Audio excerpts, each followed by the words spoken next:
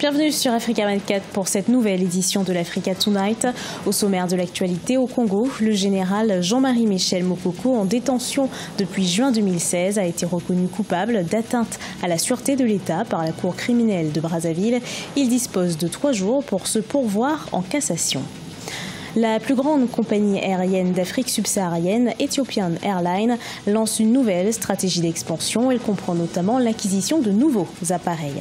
Et puis le festival Congo-Na Paris fera bientôt son retour. Il se déroulera les 26 et 27 mai 2018.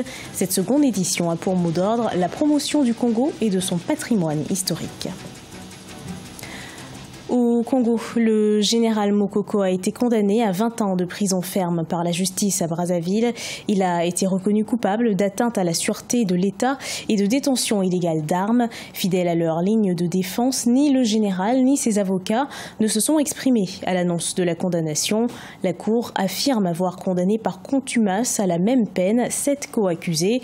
Certains observateurs dénoncent un procès politique. Écoutons à ce propos le politologue Francis Muketo. C'est sans surprise, le peuple congolais, la communauté internationale et le monde entier ont écouté par voie de presse, la télévision comme à la radio, la sentence infligée au général Jean-Marie Michel Mokoko. Dans un procès expéditif, le général s'est muré dans un silence pour refuser ce procès, de la honte que les démonstrations des preuves n'ont pas... la démonstration des preuves n'a pas été faite à partir du moment où toutes les questions mises sur la table n'ont pas été évoquées.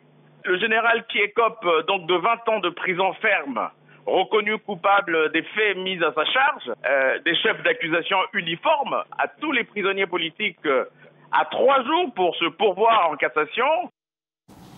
La crise politique libyenne s'invite au Sénégal. Les pourparlers interlibyens se tiennent en effet depuis ce vendredi au centre de conférence internationale Abdou Diouf à Diamniadio. Objectif, tenter de trouver une solution à la crise que traverse le pays depuis la chute de Mouammar Kadhafi en 2011. Les discussions sont facilitées par le président Macky Sall à la demande du président congolais Denis Sassou Nguesso, le médiateur de l'Union africaine pour la Libye.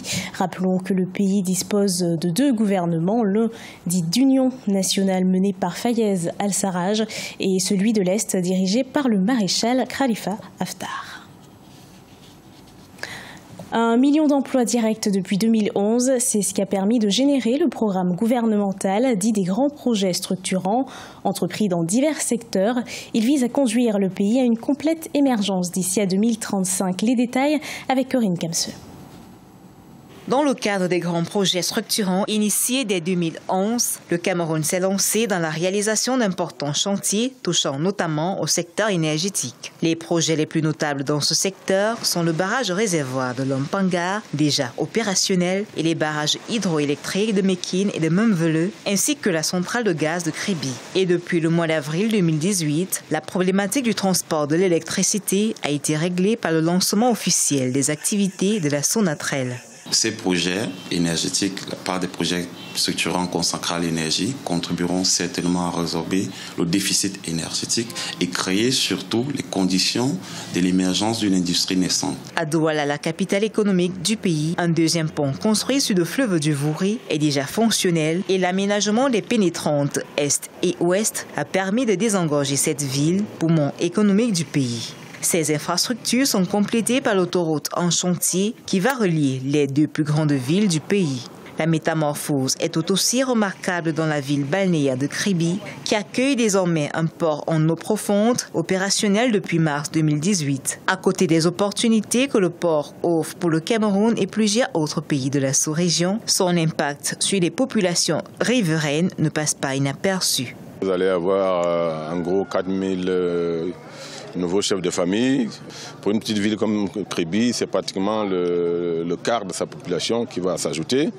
Et donc, avec tout ce que ça peut avoir comme incidence sur les problèmes de logement, de nourriture, de toute infrastructure.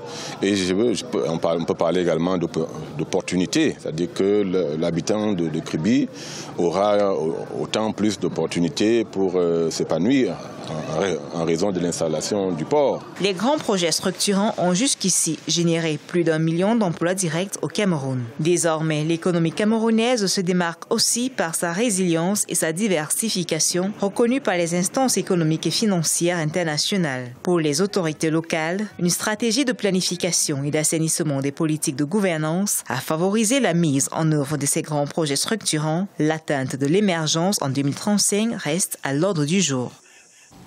Ethiopian Airlines veut devenir la première compagnie aérienne d'Afrique d'ici 2025.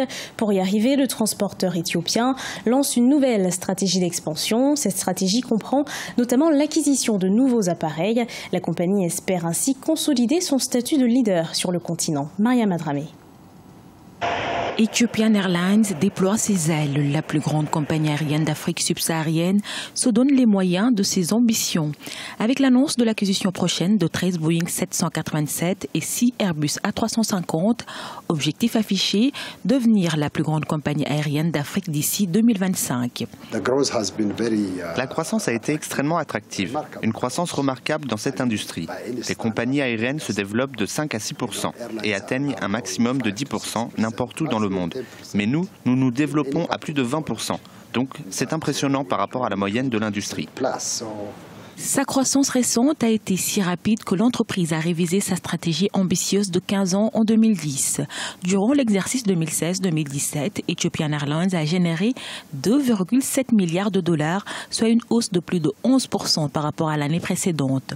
Cette percée impressionnante a permis aux transporteurs publics éthiopiens de devancer ses concurrents et ambitionne de faire d'Addis Abeba un hub continental. En allant plus loin, lorsque la concurrence devient de plus en plus rude, il sera difficile pour nous de rivaliser avec un seul hub à Addis. L'expansion de la plateforme donne à la concurrence une longueur d'avance sur la courbe. Autrement, nous serons très contestés par les transporteurs du Golfe. Avec un hub ici à Addis Abeba et un autre pour Emirates à Dubaï, ce sera concurrentiel. Malgré cette croissance fulgurante, tout n'est pas rose pour la compagnie aérienne éthiopienne. Le ralentissement économique provoqué par l'effondrement des prix du pétrole en 2014 a touché indirectement les compagnies aériennes africaines.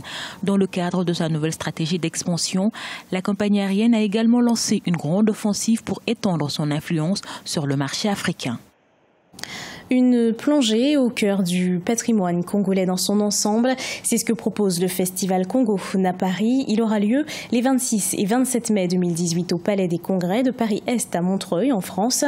L'événement mêlera présentations artistiques diverses et débats. Ces échanges ont pour but de valoriser les initiatives, les opportunités et les talents autour des deux pays. Regardez ce sujet de la rédaction.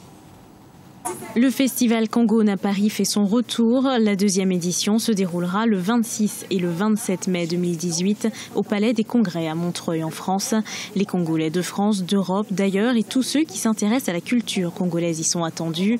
L'objectif, apporter un nouveau regard sur l'Afrique et surtout un regard positif sur les deux Congos.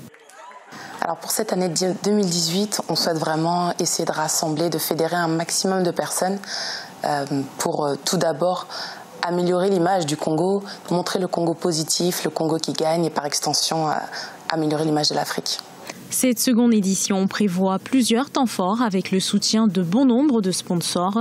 Le mot d'ordre reste la promotion de la culture congolaise. Au programme des conférences, des ateliers d'apprentissage du lingala, des expositions, des tables rondes, de la gastronomie et de la musique. Alors on a également un concert, on a un défilé afroféministe, on a également un espace pour les enfants. Donc vraiment, ce qu'on veut, c'est que cet événement soit un événement familial, un événement ouvert à tous et surtout les exposants aussi bien professionnels qu'artistiques. Contrairement à la première édition, sur une superficie de 1500 mètres carrés accueillant 53 stands d'exposition, un accent particulier sera mis sur 5 univers, le tourisme, le business, la culture, la dynamique sociale et la gastronomie. Congo à Paris est le premier festival dédié à la culture des deux Congos, le Congo-Kinshasa et le Congo-Brazzaville. Il se déroulera du 26 au 27 mai prochain au Palais des Congrès de Montreuil.